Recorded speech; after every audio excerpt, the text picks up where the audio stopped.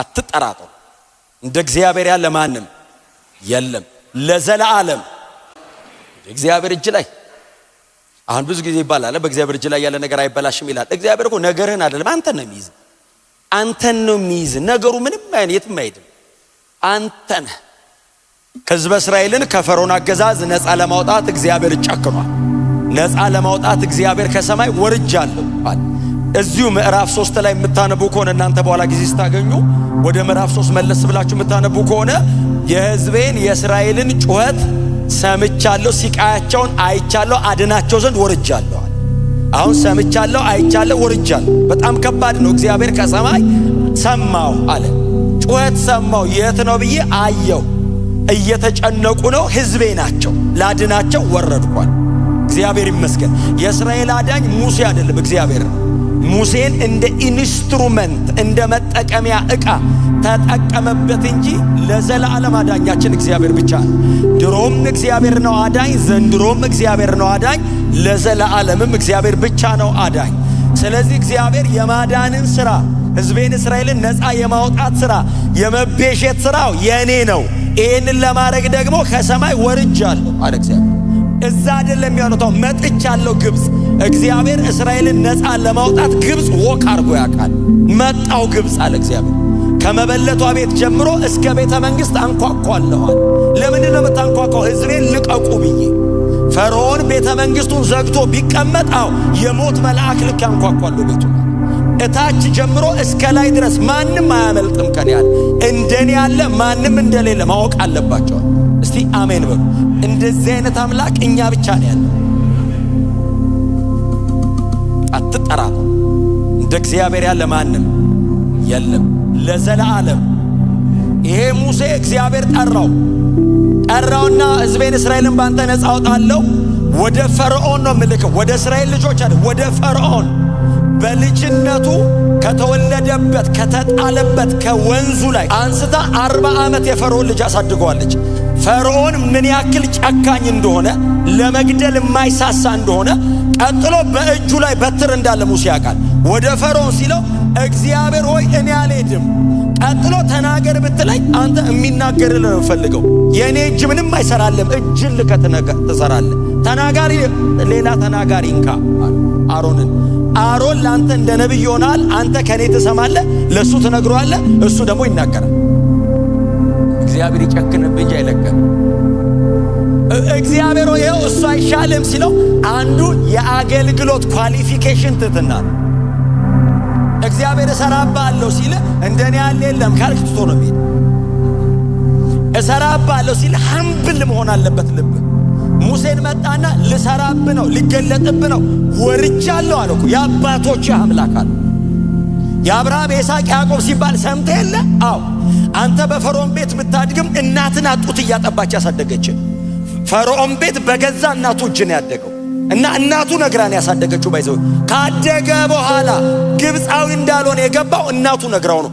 ቆዳው ተቀይሮ እንዳይመስልህ፣ እሱም ነጭ ነው፣ ግብፃዊም ነጭ ነው። ሁለቱም ተመሳሳይ ናቸው።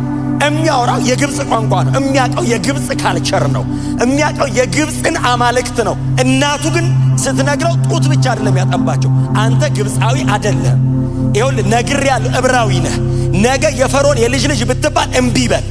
ባደክ ጊዜ ይሄንን ሕዝብ ነፃ የምታወጣው ሲያድግ ይላል። ነፃ አውጪነት ውስጡ ከታበት ሰውየው የእግዚአብሔር ዲዛይን አልገባውም እንጂ ነፃ ማውጣት ግን እንዳለበት ገብቶታል። በጥፊ ጀመረ። አንተ ያን ሁሉ የግብፅ ሰው በጥፊ ትጨርሳል እንዴ? አትችለውም።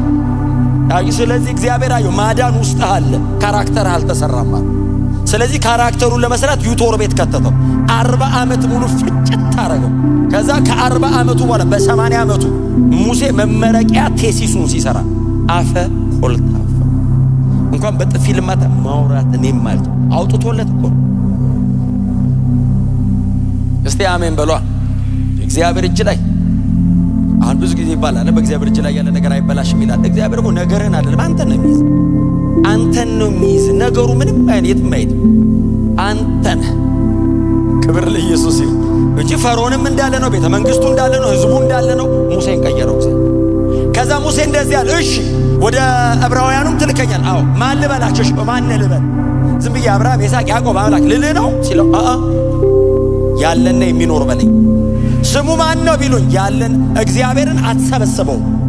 ወደዛ መጀመሪያ የለኝም፣ ወደዛ መጨረሻ የለኝም፣ ያለና የሚኖር ነኝ። እስቲ አሜን በሏ። እምናመልከው ይሄንን አምላክ ነው። ሰብስበ የሆነ ቦክስ ውስጥ አታስገባውም። አንተ ዲፋይን አታረገውም። በተገለጠልህ መጠን ታወራለህ እንጂ ዲፋይን አድርገህ አታብራራውም፣ አትጨርሰውም። እግዚአብሔር ከመታወቅ ክብር ለኢየሱስ ይሁን። ከዛ ማን ሲለው ያለና የሚኖር ላከኝ በላለውና በዚህ ስሜ ለዘላለም እታወቃለሁ። መቼም የማይቀየር ስሜ ነው። ያህዌ ነኝ። ማን ያለና የሚል የዘላለም አምላክ ነኝ አለው። የት ጋር ጀመርክ? መጀመሪያ የለኝም። የት ድረስ ነህ? መጨረሻ የለኝም። ክብር ለኢየሱስ ይሁን። አይ ዘላለምን አስረድተውን አይደለም የገባን፣ በርቶልን ነው። የሰው ጭንቅላት የሆነ ነገር ጀምሮ ፕሮሰስ አድርጎ መጨረስ ነው የሚያውቀው። ምክንያቱም ይሄ ሲሰራ ራሱ ተጀምሮ እንዲያልቅ እሱም ብቻ ፕሮሰስ እንዲያደርግ ነው የተደረገው። እግዚአብሔር መጣና ለሙሴ ዘላለም ነኝ አለው። በምን ትጠራኛለህ አለው። ግንብ ሳፈርስ አይተህ ጣሰው ልትለኝ ነው? የሆነ ነገር ስሰራ አይተህ ገነባ ምናምን የሆነ በየመንገዱ ስም አታወጣልኝም አለው። እኔ ያለና የሚኖር ነኝ፣ ሁሉን እችላለሁ። ይሄንኑ ቃል ነው ጌታችን ኢየሱስ ክርስቶስ መጥቶ አዲስ ኪዳን ላይ እኔ ነኝ ያለውን የአብን ቀጥታ ነው መጥቶ ኢየሱስ እኔ ነኝ አለ። አይ ያህዌ የሚለውን ኩሪዮስ ሎርድ ጌታ ከሰማይ የወረድኩ አዳኝ። እስቲ አሜን በሉ። እግዚአብሔር ወልድ ሥጋ ለብሶ መሬት ሲመጣ እግዚአብሔር አብ በቀደመው ኪዳን የተናገረውን ቀጥታ በዛው በሙሉ ቁመናው ተናገሩ። መሬት ፊታቸው ቆሞ እኔ ነኝ። ይሄ ነው ወንጌል የገባን። ለዚህ ወንጌል መኖር አይደለም መሞት ክብር። በእውነት ነው የምላችሁ። እንደዚህ በጣም ያማረ ሕዝብ መካከል ተሰብስበው መዘመር አይደለም ምንም ብንሆን እና ይሄ ሰውዬ ነው እንግዲህ እየሄደ ለፈርዖን እንደዚህ አለው። መጀመሪያ ገና ፈርዖን አለው። ፈርዖን የዛሬ 40 ዓመት ሙሴን ያውቀው ነበር ከዛ ቤት ሲወጣ እና ፈርዖን ንግስናው ዙፋኑ ላይ ነው ያለው። ሙሴ 80 ዓመት ሆኖታል። ሸምገል ነገር ብሏል፣ አርጅቷል። ዩቶር ቤት ነው የኖረው። ፊቱ ደረቅ ነገር ብሏል፣ ቆዳው ልጥፍ ብሏል ላዩ ላይ። የምድረ በዳ ሰው ነው ደግሞ የሆነች በትር ነገር ይዟል የሚደገፋት።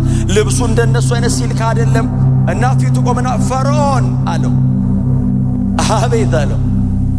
የዕብራውያን አምላክ እግዚአብሔር እንዲህ ይልሃል አለው፣ ያመልከኝና ያገለግለኝ ዘንድ ሕዝቤን ልቀቅ። ፈርዖን ሕዝቡን ለቅለት እሱ እግዚአብሔር ምን ማለት ነው? ያንተ እግዚአብሔር ማን ነው አይደለም እያሉ ያለው አያም ጋድ እያለው እኔ ነኝ አምላክ አለ። ፈርዖን የበኩራት አምላክ ነው በግብፅ።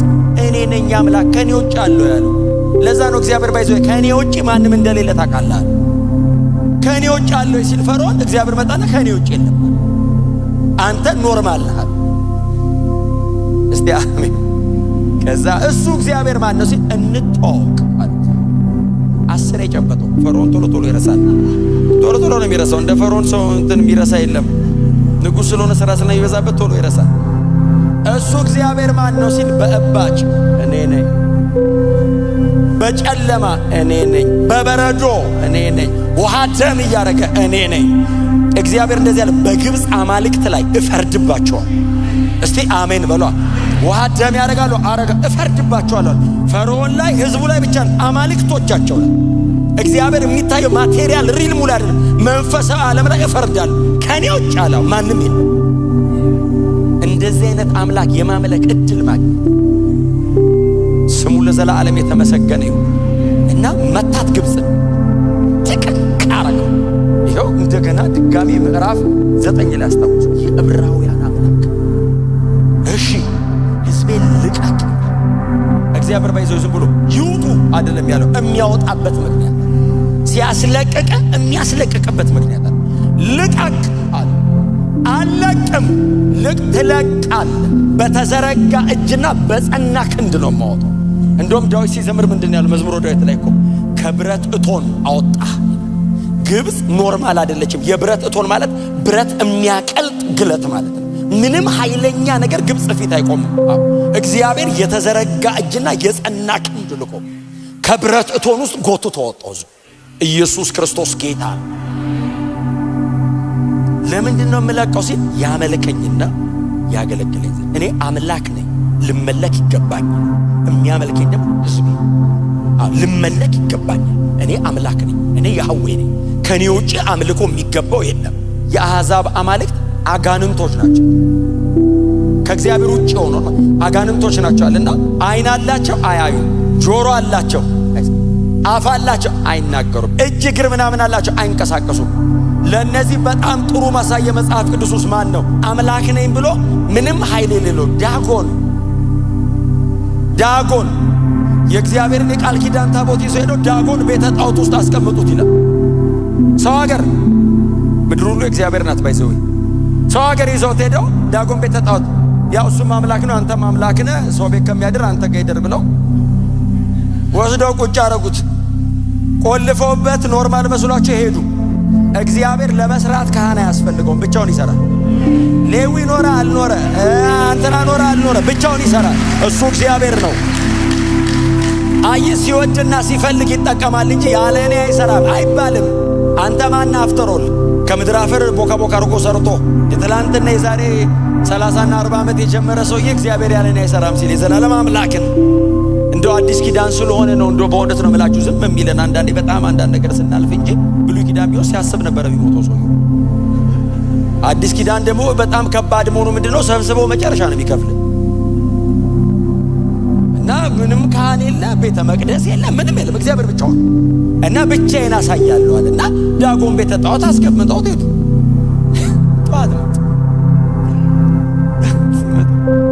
ጣዖት ዳጎን ይላል ወድቆ እጅና እግሩ ተሰብሯል ይላል።